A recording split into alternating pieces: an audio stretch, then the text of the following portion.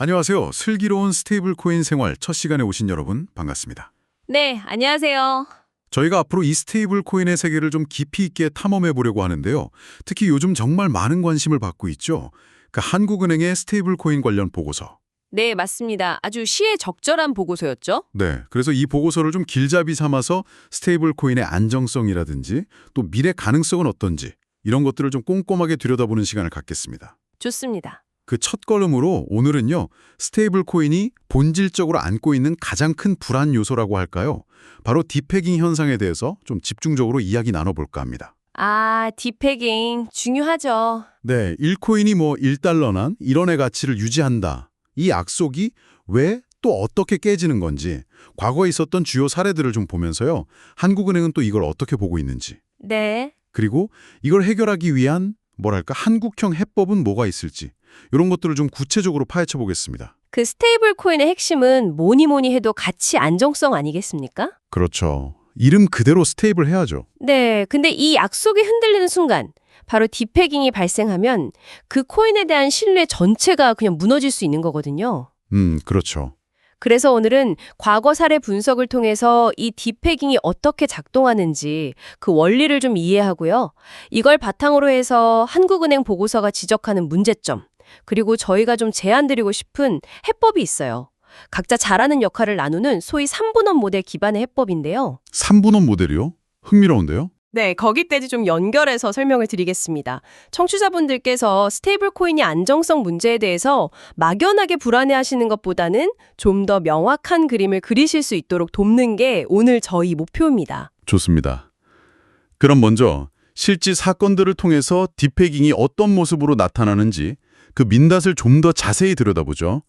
어떤 사례부터 볼까요? 역시 가장 좀 충격이 컸던 사례 중 하나는 2023년 3월이었죠. 그 실리콘밸리 은행 SVB 사태 때요. 아, SVB. 기억납니다. 그때 정말 금융시장 전체가 아주 긴장했었죠. 네, 그때 대표적인 달러 연동 스테이블 코인인 USDC가 디pegging 되는 사태가 있었습니다. USDC요. 서클에서 발행하는. 구체적으로 어떤 일이 있었던 건가요? 네, 그 USDC 발행사인 서클이 준비자산, 그러니까 USDC 1달러 가치를 보증하기 위해서 쌓아둔 돈 있잖아요. 네, 담보자산이요. 그 자산의 상당 부분을 SVB에 예치하고 있었던 겁니다. 그런데 갑자기 SVB가 파산할지도 모른다 이런 뉴스가 터져 나온 거죠. 아, 네. 그러면서 시장에 공포가 확산된 겁니다. 사람들이 혹시 SVB에 돈 묶여서 서클이 USDC 1달러로 못 바꿔주는 거 아니야? 이런 의심을 하기 시작한 거죠. 예금 자산이 묶일 수도 있겠다 이런 불안감이 스테이블 코인 가치에 그냥 바로 영향을 미쳤군요. 바로 그렇습니다. 그 결과로 암호화폐 거래소에서 USDC 가격이 그냥 순식간에 1달러 아래로 막 떨어지기 시작했어요. 그래서 심지어는 0.88달러 근처까지 급락하는 심각한 디pegging 현상이 발생했습니다. 0.88달러요. 와, 1달러짜리 코인이 거의 88센트 가치가 됐다는 거네요. 네, 그 공포가 현실이 된 순간이었죠. 정말 큰 충격이었겠는데요. 1달러 가치를 계속 유지해야 할 코인이 그렇게까지 떨어졌다는 건데 왜 그렇게까지 상황이 갔는지 그 배경에 있는 작동 원리, 메커니즘을 좀 더 설명해 주실 수 있을까요? 네, 크게 한 세 가지 핵심 요인을 짚어볼 수 있을 것 같아요. 첫 번째는 역시 정보의 불투명성 그리고 지연 문제입니다. 정보 문제요. 네, SVB에 정확히 얼마의 자산이 묶여 있는지, 또 그걸 언제쯤 회수할 수 있는지 이런 명확한 정보가 시장에 즉각적으로 공유되지 않았어요. 그렇죠. 당시엔 혼란스러웠으니까. 네, 이런 불확실성 자체가 엄청난 위험 요소거든요. 그러니까 시장 참여자들은 최악의 경우를 생각하고 USDC 가치를 미리 할인해서 평가하기 시작한 거죠. 정보가 부족하면 가격이 먼저 흔들리는 겁니다. 아, 정보가 투명하고 빠르게 공개되는 게 그만큼 중요하다는 의미군요. 두 번째 이유는 뭔가요? 두 번째는 유동성 확보의 어려움. 이걸 이제 유동성 미스매치 가능성이라고 하는데요. 유동성 미스매치요? 네, 시장 참여자들이 너도 나도 USDC를 달러로 바꿔달라고 막 요구하기 시작하면 발행사는 즉시 현금화할 수 있는 준비 자산을 충분히 갖고 있어야 하잖아요. 그렇죠. 바로 내줘야 하니까? 그런데 만약에 준비자산 상당 부분이 당장 현금화하기 좀 어려운 형태, 예를 들어 만기가 좀 긴 채권이라든지 아니면 특정 은행에 딱 묶여 있다면 상환 요구에 바로바로 대응하기가 어렵겠죠. 네, 시간이 걸리겠네요. 네, 이렇게 되면 상환 요청이 줄을 서는 소위 대기열이 발생하고요. 이 모습 자체가 또 사람들의 불안감을 더욱 증폭시키는 그런 악순환을 만들게 됩니다. 아, 당장 돈 못 받을 수도 있겠다. 이런 공포가 또 공포를 낳는 거죠. 마지막은 신뢰할 수 있는 기준점의 부재. 이걸 이제 신뢰 앵커의 부재라고 표현하는데요. 신뢰 앵커요? 네. 우리가 은행에 가면 뭐 창구든 ATM이든 내 계좌에 있는 10,000원은 언제나 10,000원의 가치로 딱 인정받고 인출할 수 있다는 강력한 믿음이 있잖아요. 그렇죠. 당연하게 생각하죠. 은행 시스템이랑 중앙은행이 그 신뢰를 딱 보증해 주니까요. 하지만 스테이블 코인의 경우에는 발행사가 1코인은 1달러 상환을 약속한다고 해도 그 약속이 제도적으로 명확하게 보장되고 또 사용자가 실시간으로 그 이행 능력을 확인하기가 어려운 경우가 많아요. 그렇죠. 약간 불투명한 면이 있죠. 그러다 보니까 사람들은 발행사의 그 공식적인 약속보다는 변동성이 큰 거래소의 실시간 가격을 보고 아, 지금 USDC는 0.9달러 가치구나 이렇게 인식하게 되는 겁니다. 아, 거래소 가격이 기준이 돼버리는군요. 네, 거래소 가격이 사실상의 기준 가격처럼 작동해버리는 거죠. 발행사가 아니라 시장의 변동성이 기준이 되어버리는 문제입니다. 결국 정보 투명성, 그리고 즉각적인 현금화 능력, 마지막으로 제도적으로 보장되는 상환 약속, 이 세 가지가 흔들릴 때 디페깅이 발생한다. 이렇게 정리할 수 있겠네요. 다른 사례는 어떤가요? 그 USDT, 테더의 경우는 좀 달랐던 것 같은데요. 네, USDT, 테더는 세계에서 가장 규모가 큰 스테이블 코인이죠. 그런데 특정 사건 때문에 확 급락했다기보다는 시장 전반의 어떤 불안감이 커지는 시기에 1달러 대비 가치가 약간 미세하게, 예를 들면 0.99달러 근처까지 떨어지는 현상이 여러 번 반복됐습니다. 큰 충격은 아니지만 그래도 1달러는 아니었던 거네요. 그렇죠. 잔잔하게 신뢰에 좀 흠집이 나는 그런 모습이었죠. 가장 규모가 큰데도 그런 현상이 반복된 이유는 뭘까요? 근본적으로는 USDT의 운영 투명성에 대한 시장의 좀 오랜 불신 때문이라고 볼 수 있습니다. 아, 불신이요? 네. 예를 들면 준비 자산을 구체적으로 어떻게 구성하고 있는지, 또 그 자산을 실제로 갖고 있는지 증명하는 방식, 그 준비금 증명 방식이나 공시 주기가 충분히 믿을 만한 건지, 네네. 또 자산을 보관하는 수탁기관은 믿을 만하고 충분히 분산되어 있는지, 그리고 가장 중요한 거, 사용자가 원할 때 어떤 절차를 통해서 확실하게 1달러로 상환받을 수 있는지, 이런 것들에 대한 명확성이 좀 부족하다. 이런 지적이 꾸준히 제기되어 왔거든요. 계속 의혹이 있었죠? 네, 이런 불신과 의문점들이 시장이 불안해질 때 가격 할인 요인으로 작용해서 미세하지만 반복적인 딥패깅으로 나타난 겁니다. 이거 정말 1달러 맞아? 하는 의심이 가격에 반영되는 거죠. 역시 투명성과 예측 가능성, 이게 신뢰의 핵심이라는 걸 보여주는 사례군요. 그럼 달러가 아닌 다른 통화, 예를 들어 유로화에 연동된 스테이블 코인은 어떤가요? 이런 건 더 안정적일까요? 아니면 또 다른 문제가 있을까요? 유로화에 연동된 스테이블 코인, 대표적으로 EURC 사례를 보면요.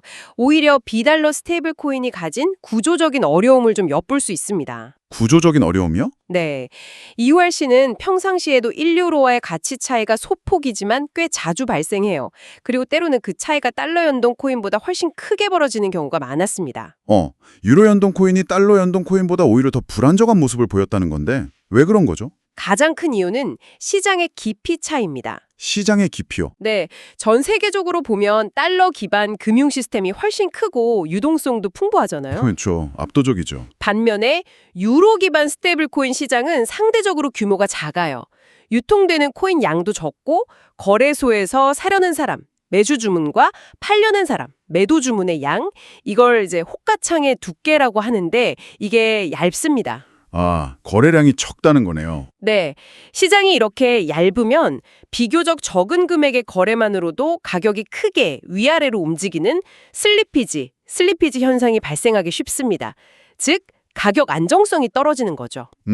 그렇군요. 그리고 또 유로화 기반 코인이랑 달러화 기반 코인 또는 현금 간의 교환을 좀 매끄럽게 연결해주는 경로, 이걸 교차 통화 유동성이라고 하는데 이게 부족한 점도 가격 변동성을 키우는 요인이 됩니다. 달러만큼 쉽게 다른 자산으로 바꾸기가 좀 어렵다는 점도 약점으로 작용하는 거죠. 그렇군요.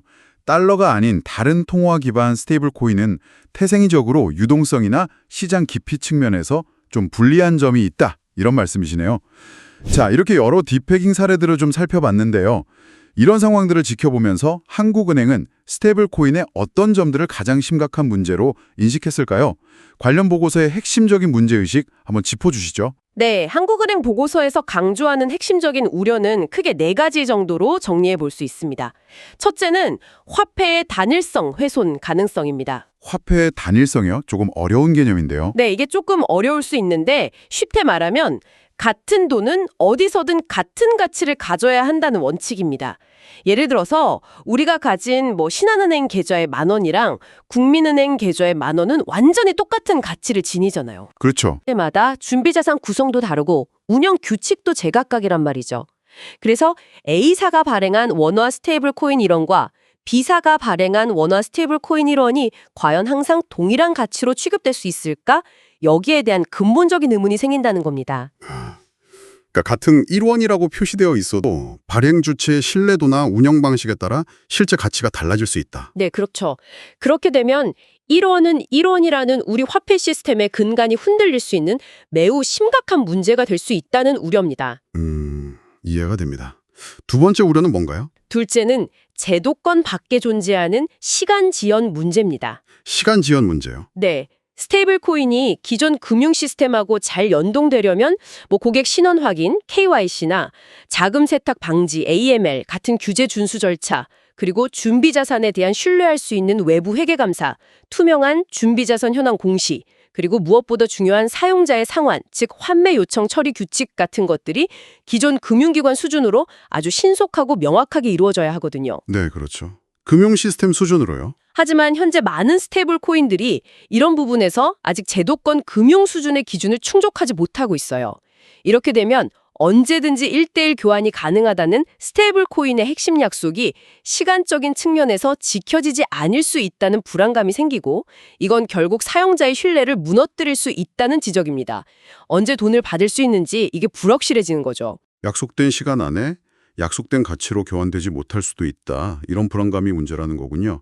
세 번째 지적은 어떤 내용인가요? 셋째는 뱅크런과 유사한 대규모 인출 사태 런 리스크, 그리고 이게 금융 시스템 전반으로 퍼져나갈 수 있는 위험전이 컨테전 리스크 가능성입니다. 런 리스크와 전염 위험이요. 네, 앞서 USDC 사례에서도 봤듯이 저 스테이블 코인 뭔가 문제 있는 것 같아, 상환이 지연된다더라, 이런 작은 소문이나 불안감만으로도 사람들이 공포에 휩싸여서 너도 나도 동시에 상환을 요구하는 디지털 런이 발생할 수 있습니다. 아, 순식간에 퍼질 수 있겠네요. 그렇죠.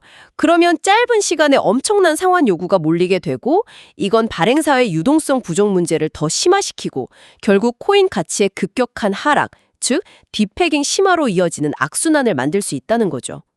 더 나아가서 스테이블 코인 시장의 문제가 준비자산을 보관하는 은행이나 연계된 다른 금융기관으로까지 번져나갈 수 있다. 이런 전염 효과에 대한 우려도 제기하고 있습니다. 심각하네요. 마지막 네 번째 우려는 앞서 그 유로 연동 스테이블 코인 사례에서 이미 어느 정도 좀 짐작이 가는데요. 맞습니다.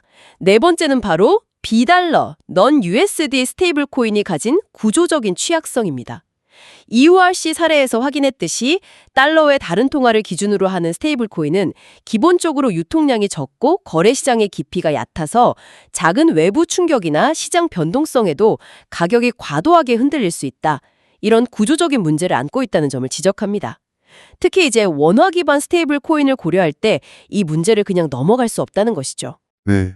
한국은행이 지적한 4가지 문제점들을 들어보니까 스테이블 코인이 정말 안정적인 결제 수단이나 가치 저장 수단으로 자리 잡으려면 넘어야 할 산이 많아 보입니다. 그렇다면 이런 문제들을 해결하고 또 우리 한국 상황에 맞는 안정적인 스테이블 코인 생태계를 만들기 위한 방안은 무엇일까요? 이 보고서 분석을 바탕으로 제안하시는 한국형 해법에 대해 설명해 주시죠. 네, 저희는 이러한 문제들을 좀 종합적으로 해결하기 위한 방안으로 은행, 그리고 빅테크 플랫폼, 마지막으로 블록체인 기술, 즉 체인이 각각의 강점을 살려서 역할을 명확히 나누어 수행하는 3분업 모델을 한국형 해법의 기본 틀로 제시합니다. 아, 은행, 빅테크, 블록체인의 3분업 모델. 네. 이 접근법의 핵심은요, 기존 금융 시스템이 가진 신뢰와 안정성이라는 장점은 최대한 살리면서 그 위에 빅테크의 사용 편의성, 그리고 블록체인의 투명성 및 자동화라는 강점을 결합하는 겁니다. 어느 한쪽으로 치우치는 게 아니라 각자의 장점을 조화롭게 융합하는 방식이죠. 은행, 빅테크, 블록체인. 흥미로운 접근인데요. 각 주체가 구체적으로 어떤 역할을 맡게 되는 건가요? 먼저 전통적인 금융의 중심인 은행의 역할부터 설명해 주시죠. 은행은 이 모델에서 신뢰의 최종 보증자, 즉 신뢰 앵커 역할을 수행해야 합니다. 몇 가지 핵심적인 역할이 있는데요. 첫째는 상시 1:1 교환 창구 운영, 그리고 명확한 상환 처리 기준 SLA, 서비스 레벨 어그리먼트 공개입니다. 상시 교환 창구요. 네. 사용자가 원하면 언제든지 은행 창구나 앱을 통해서 스테이블 코인을 1:1 비율로 현금, 즉 원화로 교환할 수 있는 공식적인 창구를 은행이 직접 운영하고 이 과정이 얼마나 걸릴지에 대한 약속, 즉 SLA를 투명하게 공개하는 겁니다. SLA 공개요. 구체적으로 어떤 거죠? 예를 들면 은행 영업시간 내 요청 시 즉시 T+0 처리, 마감 후 요청 시 다음 영업일 오전 9시까지 처리, 이런 명확한 기준을 제시하고 또 전체 요청의 95%는 4시간 이내 처리 완료 같은 구체적인 목표치를 설정하고 그 달성률을 공개하는 방식이죠. 언제 어떻게 돈을 받을 수 있는지 사용자가 예측 가능하게 만드는 것이 핵심입니다. 네네. 예측 가능성이 중요하군요. 둘째는 만약에 대규모 상환 요청이 몰리더라도 안정적으로 처리할 수 있도록 은행 간 컨소시엄을 구성해서 중앙은행의 지급결제망 RTGS를 활용한 유동성 지원 시스템이나 환매 조건부 채권, RP 거래 같은 걸 통해서 비상 유동성 확보 방안을 마련해야 합니다. 이렇게 되면 시장 참여자들은 변동성이 큰 거래소 가격이 아니라 은행이 보장하는 1원 이퀄 1코인이라는 은행 가격을 신뢰의 기준으로 삼게 될 것입니다. 은행이 직접 나서서 1:1 교환을 보증하고 처리 시간 약속까지 공개한다면 사용자의 신뢰를 확보하는 데 정말 큰 도움이 되겠네요. 스테이블 코인의 가치를 뒷받침하는 그 준비자산 관리는 어떻게 해야 할까요? 네, 그 부분이 바로 은행의 세 번째 중요한 역할입니다. 안전하고 투명한 준비자산 관리인데요. 준비자산을 최소 3단계의 유동성 등급으로 나누어 관리하는 방안을 제안합니다. 3단계요?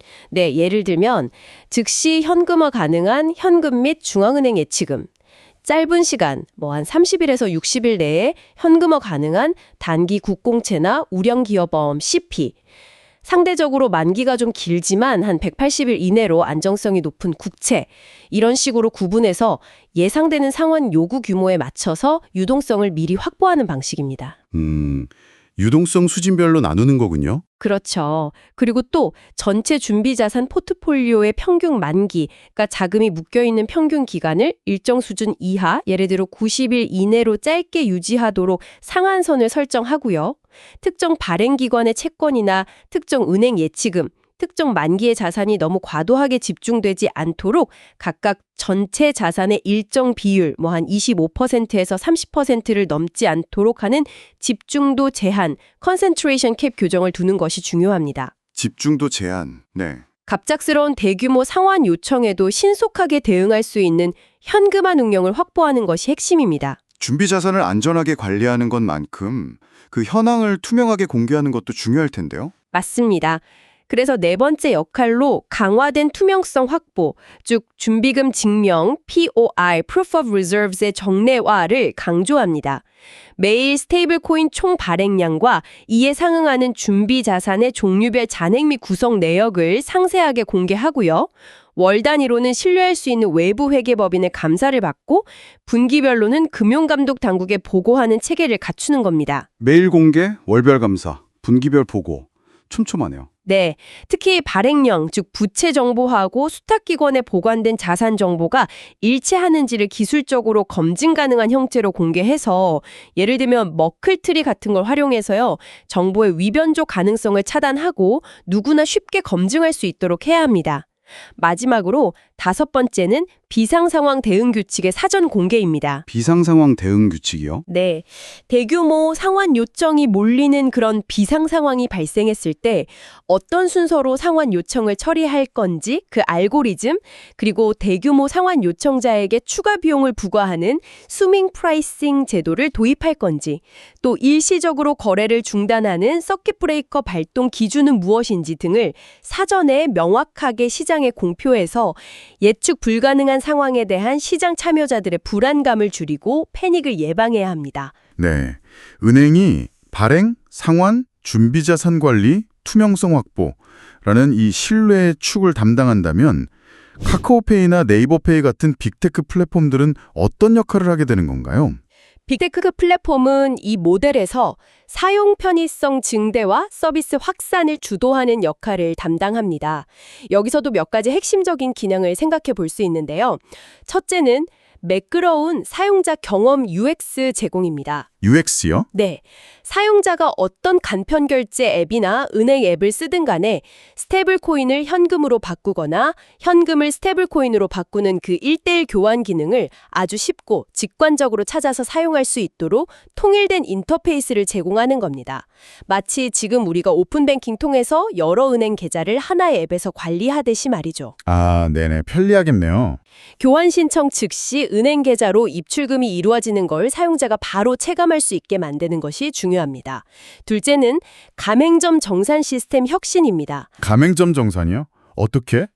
특히 소상공인이나 대형 가맹점들이 스테이블 코인 결제를 받았을 때 그 대금을 기존 카드 결제보다 훨씬 빠르게, 예를 들어 당일 T+0 또는 다음날 오전에 바로 정산해주는 시스템을 구축하는 겁니다. 와, T+0 정산이요? 일일통일 다멘 가맹 청금 흐름을 개선하고 또 낮은 결제 수수료 혜택, 예를 들어 고정 수수료에다가 소액의 변동 수수료 정도, 이런 혜택까지 누릴 수 있다면 스테이블 코인 결제 확산에 정말 큰 동력이 될 겁니다. 사용자 입장에서는 편리하고 가맹점 입장에서는 빠르고 저렴하게 정산받을 수 있다면 확실히 매력적이겠네요. 앞서 언급된 그 상환 지연에 대한 불안감을 해소하는 데 빅테크가 기여할 수 있는 부분도 있을까요? 네, 있습니다. 그 부분이 세 번째 역할인데요. 실시간 정보 제공을 통한 불안감 해소입니다. 실시간 정보요? 네, 사용자가 자신의 앱 화면에서 현재 예상되는 상환 완료 시간은 5분 뒤입니다. 지금 당신의 대기 순번은 5번째입니다. 예상되는 수수료는 5원입니다. 같은 정보를 실시간으로 확인할 수 있게 배지나 알림 형태로 보여주는 겁니다. 아, 내 상태를 바로 알 수 있게. 그렇죠. 상환이 조금 지연되더라도 상황을 투명하게 알 수 있다면 사용자의 불안감을 크게 줄일 수 있습니다. 마지막으로 네 번째는 비달러 코인 또는 신규 코인 지원 강화입니다. 아, 아까 말한 유동성 문제 같은 거요? 네, 앞서 이야기한 URC처럼 유동성이 부족한 비달러 윤동 코인이나 새로 발행된 초기 단계의 스테이블 코인의 경우 서로 다른 통화나 코인 간의 교환을 원활하게 연결해주는 교차 유동성 라우팅 기술을 적용하고요.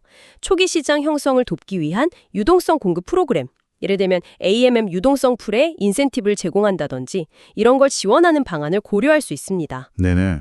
그리고 또 사용자에게 특정 코인의 가격 변동성이 클 수 있다는 위험을 명확히 알리는 경고 메시지나 적정 가격 범위를 벗어난 거래에 대한 주의 환기 장치, 스프레드 경고 같은 거요. 이런 걸 제공해서 안전한 이용 환경을 조성해야 합니다. 마지막으로 이 모든 것을 가능하게 하는 기술적인 기반, 블록체인, 즉 체인의 역할은 무엇인가요? 블록체인 기술은 이 3분업 모델에서 규칙의 투명한 집행과 자동화를 담당하는 핵심 인프라, 그러니까 신뢰의 레일 역할을 수행합니다. 여기서 세 가지 중요한 기능이 있는데요. 첫째, 핵심 운영 규칙의 코드화 및 온체인 공개, Rules as Code입니다. 규칙을 코드로 만든다고요? 네, 앞서 은행과 빅테크 역할에서 언급된 상환 처리 시간 약속, SLA, 대기열 처리 방식, 각종 한도, 집중도 제한 같은 거요. 수수료 부과 규칙 같은 핵심적인 운영 원칙들을 스마트 컨트랙트라는 프로그램 코드로 구현해서 블록체인 상에 딱 기록하고 그 코드를 누구나 검증할 수 있도록 공개하는 겁니다. 아, 투명하게 공개하는 거네요. 그렇죠. 이렇게 하면 규칙이 특정 주체에 의해서 임의로 불투명하게 변경될 위험을 차단하고 만약 규칙 변경이 필요하다면 사전에 합의된 투명한 거버넌스 절차를 거치도록 강제할 수 있습니다. 규칙 자체가 투명해지는 거죠. 네. 두 번째는요? 둘째는 준비 자산 증명, POR, 결과 등 주요 데이터의 온체인 기록 및 공개 API 제공입니다. 준비 자산의 상세 현황, 총 발행량, 현재 상환 대기열 규모, 상환 처리 속도 목표 달성률, 시장에서의 가격 괴리율, 스프레드 등 시스템의 건전성을 판단할 수 있는 주요 지표들을 실시간으로 보여주는 대시보드를 운영하고요. 대시보드 운영. 네. 이 데이터를 외부 개발자나 연구자, 언론, 규제당국, 심지어 일반 사용자까지 누구나 쉽게 접근해서 활용할 수 있도록 표준화된 형식, 즉 API, 애플리케이션 프로그래밍 인터페이스를 형태로 제공하는 겁니다. 모두가 동일한 데이터를 투명하게 공유함으로써 시스템에 대한 신뢰를 높이는 효과가 있습니다. 마지막 세 번째는 뭔가요? 셋째는 공식 기준가, NAV 정보 제공 및 가격 안정화 지원입니다. 스테이블 코인 발행 주체가 자체적으로 산정한 공식적인 1코인당 순자산 가치 NAV 정보를 실시간으로 시장에 제공하고 거래소나 다른 디파이 서비스들이 이 공식 NAV를 중요한 기준 가격으로 참조하도록 유도하는 겁니다. 아, 공식 가격을 알려주는 거군요. 네. 그리고 또 정상적인 시장 상황에서 허용될 수 있는 가격 변동 범위. 예를 들어 1원 플러스 마이너스 0.1% 이런 식으로 설정하고 이걸 가격 밴드, 프라이스 밴드 형태로 제시해서 시장 참여자들이 합리적인 가격을 발견하는 과정을 돕고 비정상적인 가격 괴리가 발생했을 때 이를 빠르게 인지하고 대응할 수 있도록 지원하는 겁니다. 들어보니 은행이 전통적인 신뢰와 규제 준수를 책임지고 빅테크가 사용자 접근성과 편의성을 극대화하고 블록체인이 이 모든 과정의 투명성과 규칙 준수를 기술적으로 보장하는 상당히 짜임새 있는 협력 모델이라는 생각이 듭니다. 그럼 이 3분업 모델이 앞서 한국은행이 제기했던 그 4가지 우려사항들을 구체적으로 어떻게 해결할 수 있을지 문제점과 해결책을 딱딱 연결해서 설명해 주시면 더 명확하게 이해될 것 같습니다. 네, 그렇게 매칭해보면 이 모델의 효과를 더 분명히 알 수 있습니다. 네. 첫째, 화폐의 단일성 훼손 우려는 은행의 1:1 교환 창구 운영과 이게 중앙은행 지급결제 시스템 RTGS와 연계된다는 점을 통해서 해소됩니다. 사용자는 어떤 발행 주체의 스테이블 코인이든 결국 은행 시스템을 통해 1코인 이퀄 1원이라는 가치로 교환될 수 있다는 것을 제도와 인프라를 통해 직접 확인하고 신뢰할 수 있게 되는 거죠. 즉, 발행 주체가 달라도 같은 1원이라는 믿음의 근거가 명확해지는 겁니다. 아, 네. 단일성 문제 해결. 둘째, 제도 박시간 지연 문제는 은행의 상환 처리 기준 SLA 및 예상시간 ETA 명시와 빅테크의 실시간 정보 제공, 그리고 비상상황 대응 규칙 사전 공개 등을 통해 대응합니다. 언제, 어떻게 상환되는지에 대한 불확실성이 제거되면서 정보 부족으로 인해 발생했던 불안감과 그로 인한 가격 할인 요인이 크게 줄어듭니다. 시간 지연 문제 해결. 네. 셋째, 뱅크런 및 유동성 위기 가능성은 은행의 단계별 준비자산 관리 및 집중도 제한 원칙 준수, 예측 가능한 대기열 처리 규칙 및 스윙 프라이싱 같은 비용 분담 메커니즘 적용, 그리고 유사시 은행 컨소시엄과 중앙은행의 최종 유동성 지원, 백스톱, 약속을 통해 관리됩니다. 즉, 대규모 상환 요청이 발생하더라도 시스템이 감당할 수 있는 충분한 유동성 확보 능력, 그리고 예측 가능한 처리 절차, 그리고 최후의 안전판이 존재한다는 믿음을 줌으로써 패닉을 막고 시스템 안정을 유지할 수 있습니다. 런 리스크 관리. 네. 넷째, 비달러 스테이블 코인의 구조적 취약성은 빅테크 플랫폼을 중심으로 한 초기 유동성 공급 지원책, 교차 통화 라우팅 기술 적용을 통한 거래 편의성 증대, 그리고 가격 변동성 위험 고지 및 스프레드 가이드라인 제시 등을 통해 보완합니다.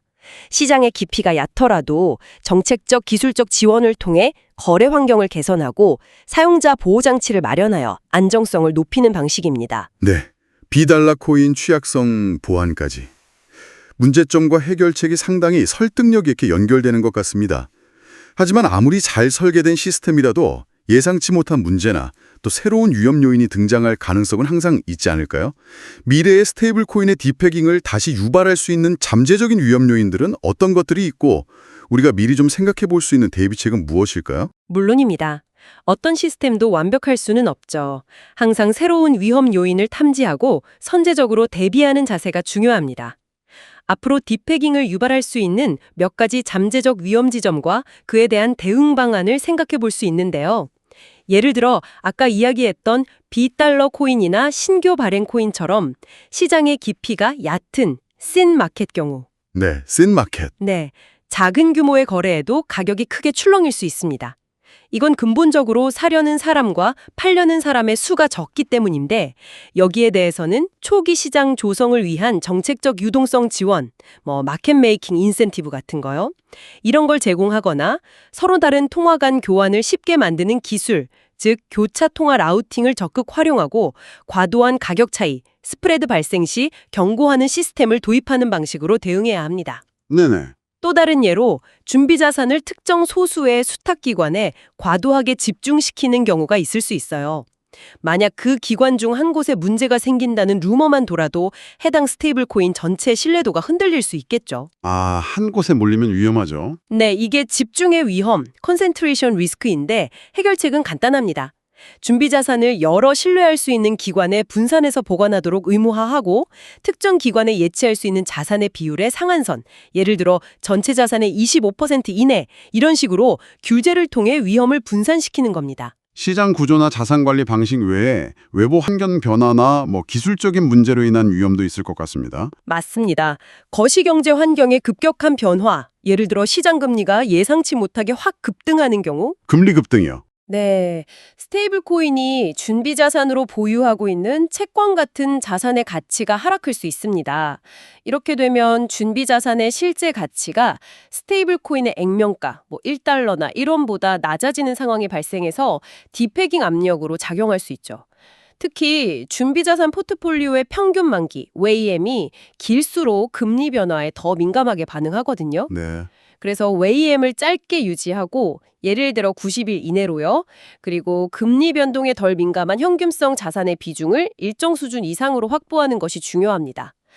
기술적인 측면에서는 서로 다른 블록체인 네트워크 간에 자산을 이동시키는 브릿지 기술의 보안 취약점이 문제가 될 수 있습니다. 아, 브리치 해킹 문제. 네, 브릿지가 해킹당하면 특정 블록체인상은 스테이블 토인이 실제 준비 자산의 뒷받침 없이 존재하게 돼서 가치가 폭락할 수 있습니다.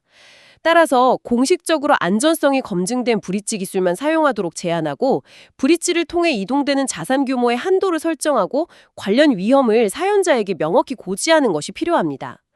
또 외부의 가격 정보를 블록체인 내부로 가져오는 오라클 시스템이 잘못된 가격 정보를 전달하는 경우에도 문제가 발생할 수 있어요. 오라클 오류요? 네. 예를 들어 비정상적으로 낮은 가격 정보가 전달되면 이걸 기준으로 작동하는 디파이 서비스에서 부당한 청산이 발생한다거나 이런 혼란이 야기될 수 있거든요. 이를 방지하기 위해서는 여러 독립적인 오라클 소스로부터 받은 정보를 교차 검증하고 통계적으로 비정상적인 데이터, 즉 이상치를 걸러내는 필터링 로직을 적용하는 등 오라클 시스템의 안정성을 높이는 노력이 필수적입니다. 네트워크 자체의 문제나 예상치 못한 규제 변화도 잠재적인 위험 요인이 될 수 있겠네요. 그렇습니다. 블록체인 네트워크 자체가 과도하게 혼잡해지거나 일시적으로 마비되는 경우 스테이블 코인의 발행이나 상환 요청을 처리하는 트랜잭션이 지연되거나 실패할 수 있습니다. 이건 특히 대규모 상환 요구가 몰리는 상황에서 심각한 문제를 일으킬 수 있으므로 상환 트랜잭션 처리를 위한 네트워크 수수료, 즉 가스비 예비분을 충분히 확보하고 비상시에 활용할 수 있는 대체 네트워크, 다른 블록체인이나 전통적인 결제 시스템 같은 걸 미리 준비해 두는 방안을 고려해야 합니다. 네. 규제의 변화는요? 갑작스런 규제 환경의 변화 역시 큰 위험 요인입니다.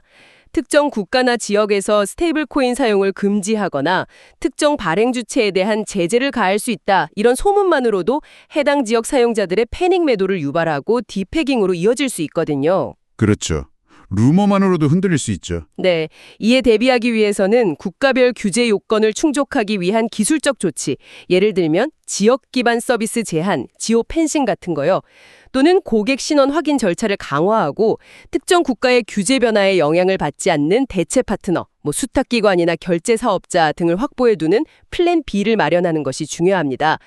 이 외에도 악성 루머나 허위 정보의 빠른 확산에 효과적으로 대응하기 위해서 준비자산 현황 같은 핵심 정보를 거의 실시간으로 투명하게 공개하는 노력이 필요하고요. 네. 또 준비자산이 사용자의 동의 없이 다른 용도로 재활용, 즉 재담보화되는 것을 엄격히 금지하고 이를 검증할 수 있는 시스템을 갖추는 것. 그리고 정말 예측 불가능한 수준의 대규모 동시 상환 요청이 발생하는 최악의 시나리오에 대비해서 단계별 비상 대응 계획과 최종 안전판, 즉 백스탑 작동 절차를 미리 명확하게 수립하고 시뮬레이션 해두는 것이 필수적입니다. 정말 다양한 잠재적 위험 요인들과 그에 대한 구체적인 대응 방안까지 짚어주셨네요. 오늘 스테이블 코인의 디패깅 문제부터 시작해서 한국은행의 진단, 그리고 한국형 산문업 해법과 미래 위험 대비책까지 정말 깊이 있는 논의였습니다. 오늘 논의의 핵심을 청취자분들이 쉽게 이해할 수 있도록 한 문장으로 딱 요약해 주신다면 어떻게 표현할 수 있을까요? 핵심은 이거 같습니다. 기존 금융 시스템이 오랜 시간 쌓아온 안정성과 신뢰라는 그 뼈대는 그대로 유지하면서 그 위에 블록체인과 빅테크라는 새로운 기술을 활용해서 투명성과 효율성, 그리고 사용자 편의성이라는 살을 잘 붙여나가는 것. 아, 뼈대는 유지하고 살을 붙인다. 네. 이렇게 접근할 때 스테이블 코인은 기존 화폐 질서를 위협하는 불안한 존재가 아니라 오히려 기존 법정 화폐의 활용도를 높이고 신뢰를 더 강화하는 더 나은 디지털 화폐로 진화할 수 있을 거라고 생각합니다. 네, 전통적인 금융의 강점 위에 새로운 기술의 장점을 조화롭게 더하는 접근법, 매우 인상 깊습니다. 오늘 슬기로운 스테이블 코인 생활, 첫 시간은 여기서 마무리해야 할 것 같습니다. 네, 벌써 시간이 이렇게 됐네요. 다음 시간에는 오늘 잠시 언급되었던 또 다른 중요한 문제죠. 바로 런리스크, 즉 대규모 인출 위험과 이를 관리하기 위한 유동성 관리 전략에 대해 더 깊이 파고들어 보겠습니다. 아, 유동성 관리. 이것도 정말 중요하죠. 네, 특히 대규모 환매 요청이 발생했을 때 그 상환 대기열은 실제로 어떻게 관리되는지, 또 추가 비용을 부과하는 스윙 프라이싱은 구체적으로 어떤 방식으로 적용될 수 있는지, 그리고 최후의 보루인 백스톱 메커니즘은 실제 운영 시나리오에서 어떻게 작동하게 될지 등에 대해서 구체적인 사례와 함께 살펴보는 시간을 가질 예정이니까요. 다음 시간도 많은 기대 부탁드립니다. 오늘 함께해 주셔서 감사합니다. 네, 감사합니다.